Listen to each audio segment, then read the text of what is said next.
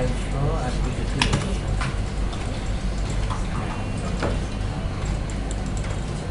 Ping করলে তো visitor আসবে না পিং করলে ভিজিটর ইস্যু দেবো কেন? ওটা তো রোবটের জন্য আমি জাস্ট ইনভাইট করি, স্টল করার জন্য ইনভাইট করি।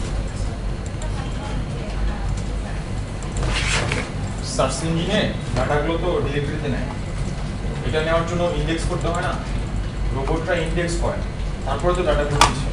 তো এটা মনে করেন আপনার ওয়েবসাইটে রোবট আসতে সময় নেয়, আপনি একটা পেজ স্ক্রল করতে এটা গুগলের ডাটাবেসে নিতে 3 থেকে 4 দিন সময় লাগে।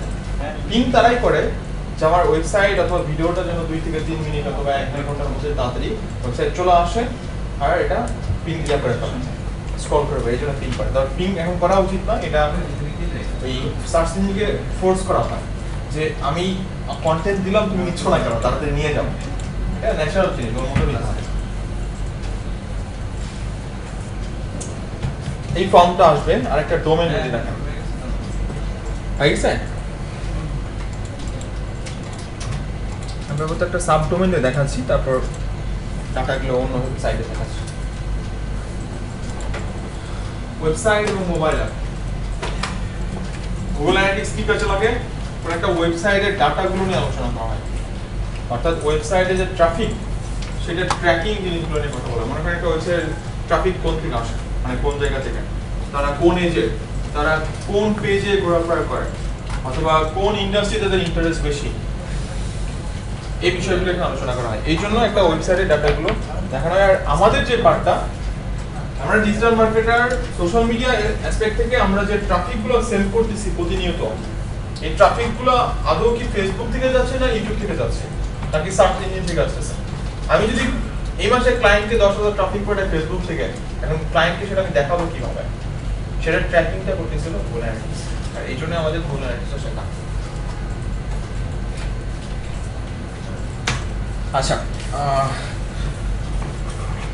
এটা একটা ফ্রি ডোমেন, আমি এটা দিয়ে দেখাচ্ছি, এটা কপি করলাম, দেন এখানে দেখেন অ্যাকাউন্টের নাম চাচ্ছে, এটা নাম দিতে হবে। আপনার একটা জিমেইলের আন্ডারে 100 অ্যাকাউন্ট করতে পারবেন, আর একটা অ্যাকাউন্টের আন্ডারে 50টা ওয়েবসাইট অ্যাড করতে পারবেন। তাহলে হিসাব করেন কতগুলো ওয়েবসাইট অ্যাড করতে পারবেন, কত? আচ্ছা, তাহলে এখানে আমরা একটা নাম দিচ্ছি, আমি জাস্ট একটা এমনি নাম দিলাম, আমার শর্ট ফর্মই দিচ্ছি। দেন এখানে ওয়েবসাইটের নাম চাচ্ছে, যেহেতু ফুটবল রিলেটেড আমি জাস্ট নামটা দিচ্ছি ফুটবল বার্সেলোনা। সো এখানে ইউআরএলটা দিচ্ছি, আর ওদের এইচটিটিপি দেওয়া আছে। সো এইচটিটিপি আমি কি করব? ডিলিট, এখানে এটা ডিলিট। দেন এখানে দেখেন ইন্ডাস্ট্রি ক্যাটাগরিজ আছে, এটা কোন ইন্ডাস্ট্রির ভিতরে পড়ে? স্পোর্টস এর আন্ডারে, স্পোর্টস। টাইম জোনটা মানে গুগল আমাকে ডাটা দিবে কোন টাইম জোন অনুসারে? ঢাকা বাংলাদেশ GMT +6 অনুসারে ডাটা দিবে। দেন এখানে প্রত্যেকটা অপশন সিলেক্ট থাকা অবস্থায় এই যে নিচে একটা অপশন বলতেছে 0 আউট অফ 100, একটা করতেছি তাহলে 1 আউট অফ 100 হয়ে যাবে। সবার কি কমপ্লিট ফর্মটা ফিল আপ করা? আসেনি এখনো? আচ্ছা, ওকে, আসুক। সবাই কি করতে হবে?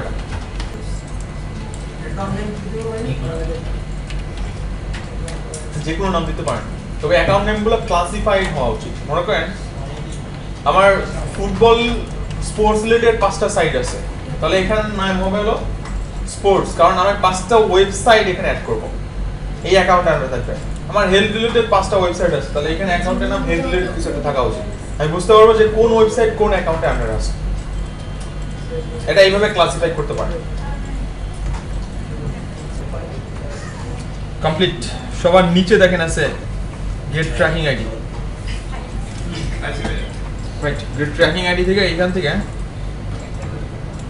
এই যে ইন্টারস্টেটস, দেন এখান থেকে বাংলাদেশ সিলেক্ট করলাম, কারণ আমাদের রুলসগুলো আমাদের কান্ট্রির জন্য। সো আমি এখানে সিলেক্ট করে দিচ্ছি, দেন অ্যাকসেপ্ট। গেট আইডি দিলে দেখেন একটা ইয়া চলে আসে, আসার পর এখানে আমাকে 2টা সেকশন দিচ্ছে। আমি যে ওয়েবসাইটে অ্যাড করলাম, ওয়েবসাইটটা তো ভেরিফাই করতে হবে। যদি ভেরিফাই না করি তাহলে কিন্তু আমার ডাটাগুলো আসবে না।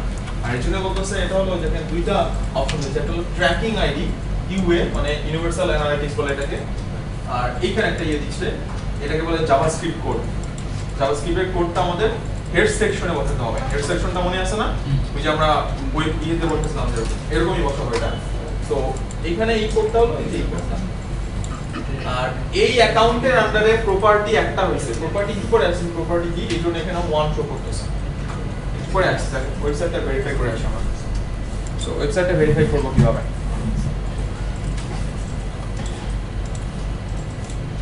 কোডটা কপি করলাম,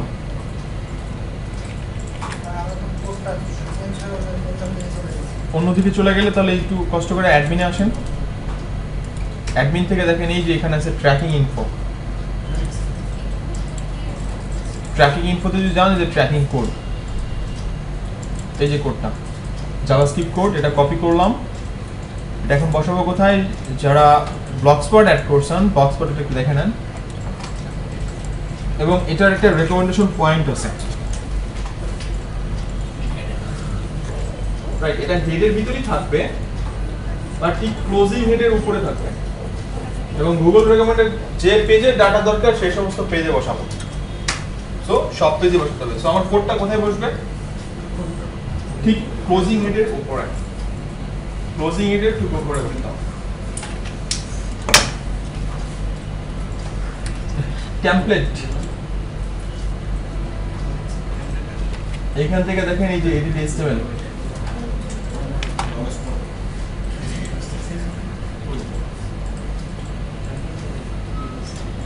এখান থেকে আমরা হেড ট্যাগটা খুঁজবো কিভাবে, কোড তো আমরা বুঝি না।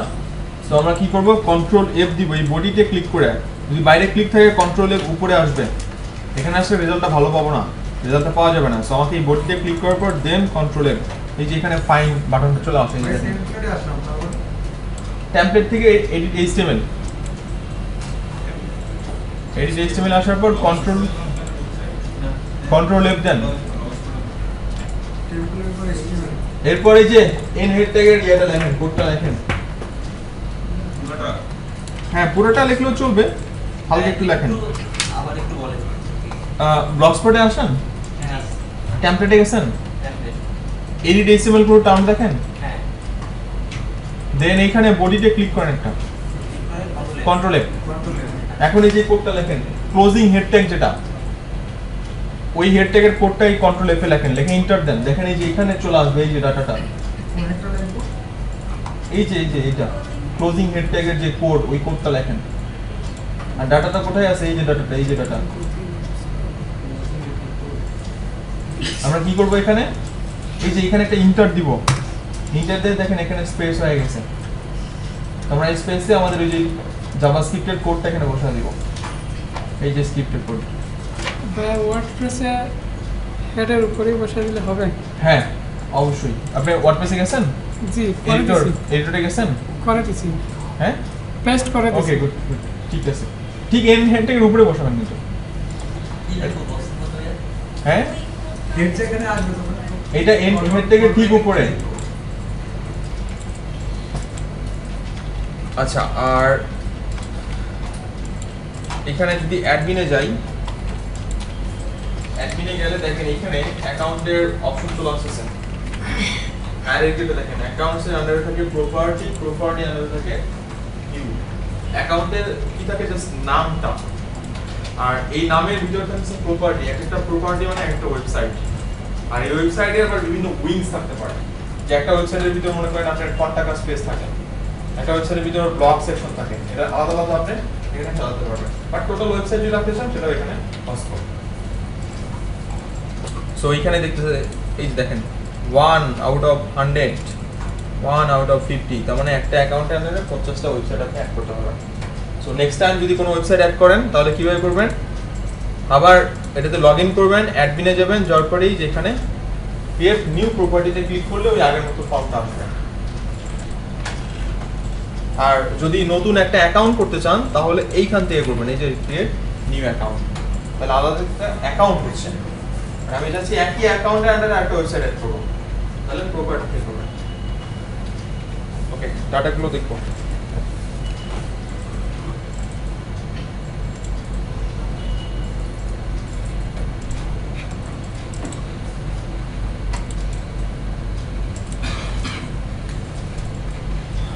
রিপোর্টিং এ চলে আসি, রিপোর্টিং সেকশনটাতে চলে আসি। আমরা বেসিক পার্টগুলো একটু দেখব। আমার এই ওয়েবসাইটে দেখেন কোনো কন্টেন্ট নাই, জাস্ট ডেমো কন্টেন্ট এগুলো, এবং ইভেন রোবটও বন্ধ করা আছে, মানে গুগল ইন্ডেক্স করতে পারতেছে না, কারণ কন্টেন্ট দেওয়া হচ্ছে না। তারপরেও ডাটাগুলো দেখাচ্ছি, থার্ড পার্টি অনেক সাইট ইয়ার থেকে ডাটা আসে, সেটা কিন্তু দেখাচ্ছি। আচ্ছা, এখানে অনেকগুলো সেকশন চলে আসছে। রিপোর্টিং সেকশন দেখেন, এখানে যদি রিপোর্টিং এ আসি, ডিফল্ট ভাবে অডিয়েন্স সেকশন থেকে ওভারভিউ ডাটাটা দেখায়। আর ওভারভিউ সেকশনে এই ডাটাগুলো নিয়ে আমরা একটু অ্যানালাইসিস করব এবং টার্মগুলো শিখব, এবং প্রত্যেকটা টার্ম এখানে ইম্পর্টেন্স। দুইটা টার্ম যেটাকে বলা হচ্ছে ডাইমেনশন, এখানে নাই, ডাইমেনশন আর ম্যাট্রিক্স। ডাইমেনশনটা হলো আমার যে অডিয়েন্স সেটার ক্যারেক্টারিস্টিক্স। যেমন এখানে ডাইমেনশনটা কি, ডেমোগ্রাফি, তাহলে এখানে ল্যাঙ্গুয়েজ এটা একটা ডাইমেনশন হতে পারে, কান্ট্রি এটা একটা ডাইমেনশন হতে পারে। আর ম্যাট্রিক্স গুলো কি, এই ডাইমেনশনের আন্ডারে যে মানে নিউমেরিক্যাল ডাটা পাচ্ছি সেগুলোকে বলা হচ্ছে ম্যাট্রিক্স। এখন নিউমেরিক্যাল ডাটা মনে করেন ল্যাঙ্গুয়েজের ভিতর, এখানে নিউমেরিক্যাল ডাটা আছে ইংলিশ থেকে কত পার্সেন্ট আসতেছে নিউমেরিক্যাল ডাটা। তারপর এখান থেকে বলছে কান্ট্রির এখানে কত পার্সেন্ট পিপল আসতেছে বাংলাদেশ থেকে, এটা হলো নিউমেরিক্যাল ডাটা। সো নিউমেরিক্যাল ডাটাকে বলা হচ্ছে আপনার ম্যাট্রিক্স। আর ডাইমেনশনটা হলো আমি যে ডাটাগুলো অ্যানালাইজ করব এটা হলো ক্যারেক্টারিস্টিক্স, অডিয়েন্সের ক্যারেক্টারিস্টিক্স গুলো এখানে বলতেছে ডাইমেনশনস। এখানে একটা টার্ম শিখবো ইউজার, এবং সেটা কোন টাইম অনুসারে, এই যে ঠিক উপরের টাইম অনুসারে, যে আমি এখানে টাইমটা সিলেক্ট করতেছি, এখানে এক মাসের একটা ডাটা আমি দেখব, এবং সেই অনুসারে এখানে গ্রাফটা শো করতেছে আর ডাটাগুলো এখানে চলে আসতেছে। ফার্স্ট ইউজার বলতে কি বোঝাচ্ছে, যে ওই ওয়েবসাইটে ভিজিট করছে, ওয়েবসাইটে ইউনিক ভিজিটর আসছে। ইউনিক ভিজিটর, ইউজার বলতে ইউনিক ভিজিটর আসছে হলো 63, কারণ কন্টেন্ট নাই, টপিক নাই। আচ্ছা, এখন একজন ইউজার তো দুইবার আসতে পারে, তিনবার আসতে পারে, তার টোটাল একটা কাউন্ট দুই থাকবে না, সেশন হলো সেই কাউন্টটা। সো এখানে একজন দুইবার তিনবার আসে, তার টোটাল কাউন্টিংটা হলো সেশনস। এবং সেশনসের একটা নিয়ম আছে যে একজন ভিজিটর যদি 5 মিনিট পরে আবার আসে, আসতে পারে না, তাকে এটা কি কাউন্ট হবে কিনা সেশন হিসাবে?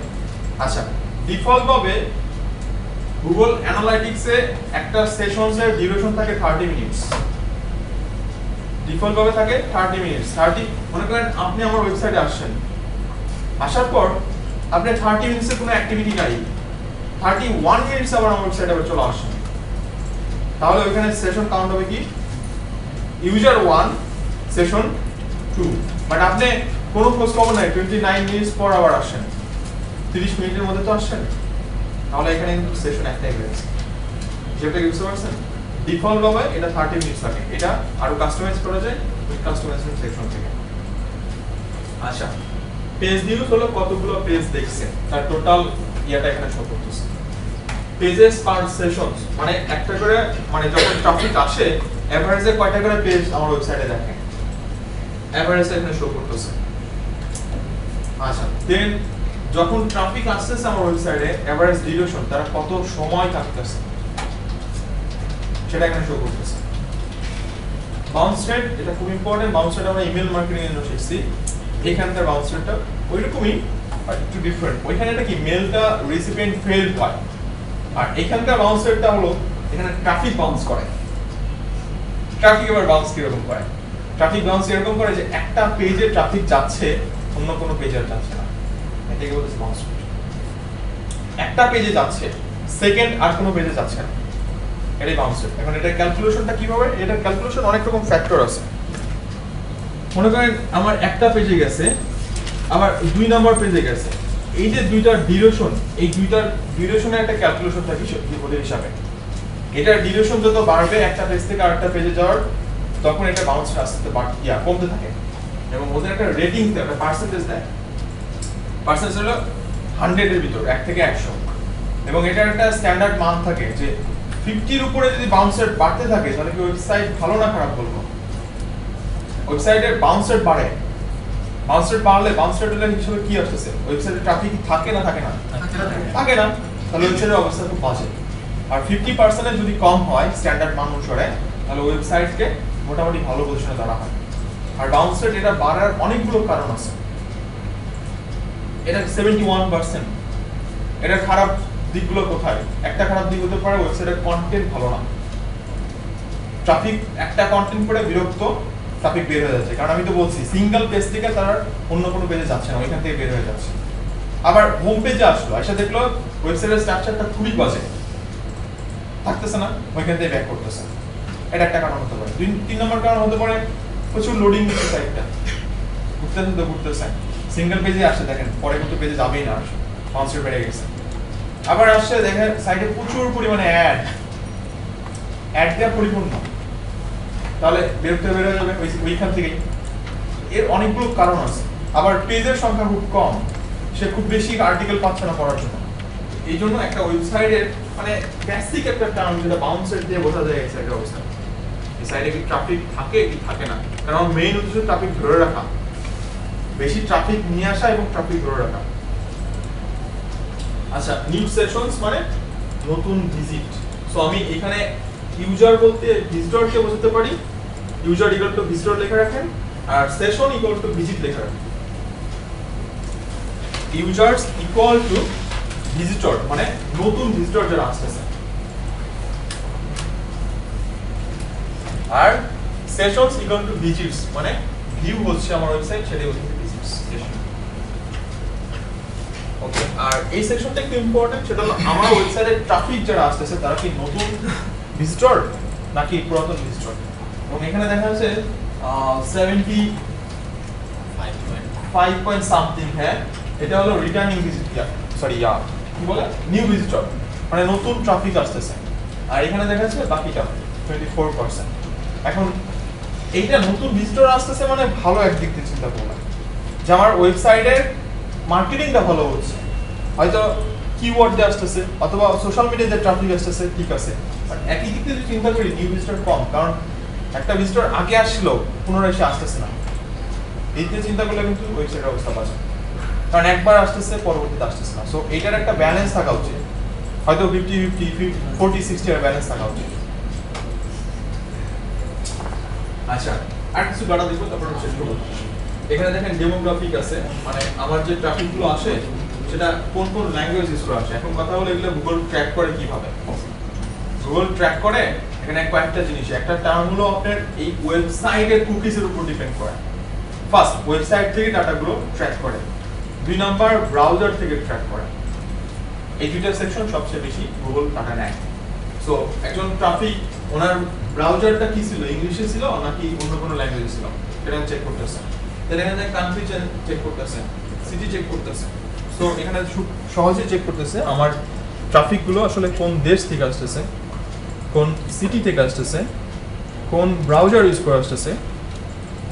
এটা জাস্ট একটু ওভারভিউ দিচ্ছে, আর এইটারই প্রত্যেকটা ডাটার ব্রেকডাউন করে করে এখানে রেজাল্টগুলো শো করতেছে।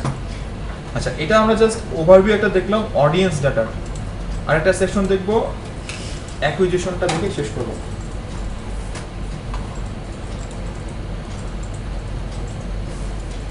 অ্যাকুইজিশন দেখে শেষ করবো। অ্যাকুইজিশনটা এক কথায় আমার ট্রাফিক কোন কোন সোর্স থেকে আসতেছে, কোন কোন মিডিয়াম ইউজ করে আসতেছে। এখানে দেখেন বিভিন্ন চ্যানেল দেখাচ্ছে যে direct, social, referral, organic search. Direct traffic আসতেছে 41। ডিরেক্ট ট্রাফিক বলতে অ্যাকচুয়ালি কি বোঝাচ্ছে? সরাসরি লিংক করে আসতেছে, রাইট, ক্রস করে আসতেছে। সোশ্যাল ট্রাফিক সোশ্যাল মিডিয়া থ্রুতে আসতেছে, আমাদের মতো মেইন কাজটা হলো এখানে। আমি একটু দেখাবো, এটা পরে আসতেছি। রেফারেল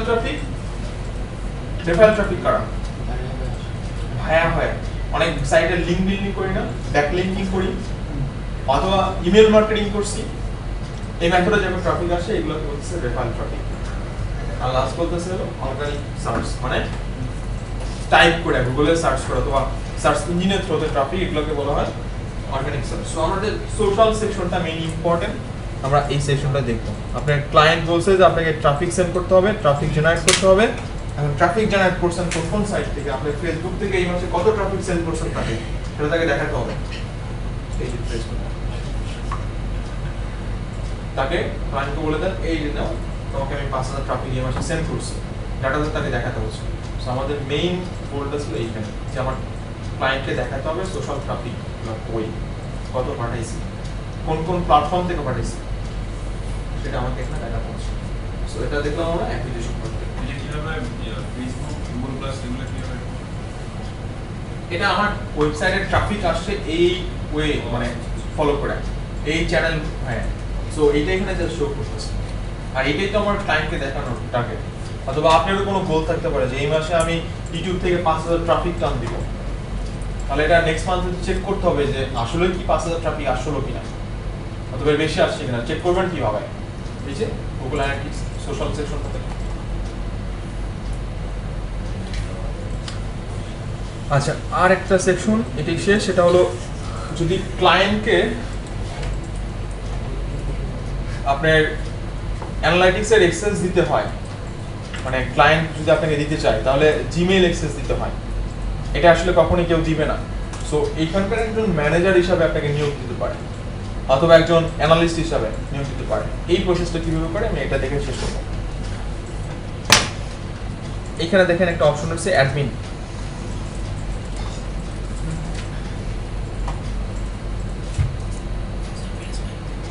অ্যাডমিনের আন্ডারে এইখানে একটা সেকশন রয়েছে, দেখেন ইউজার ম্যানেজমেন্ট একটা টার্ম আছে।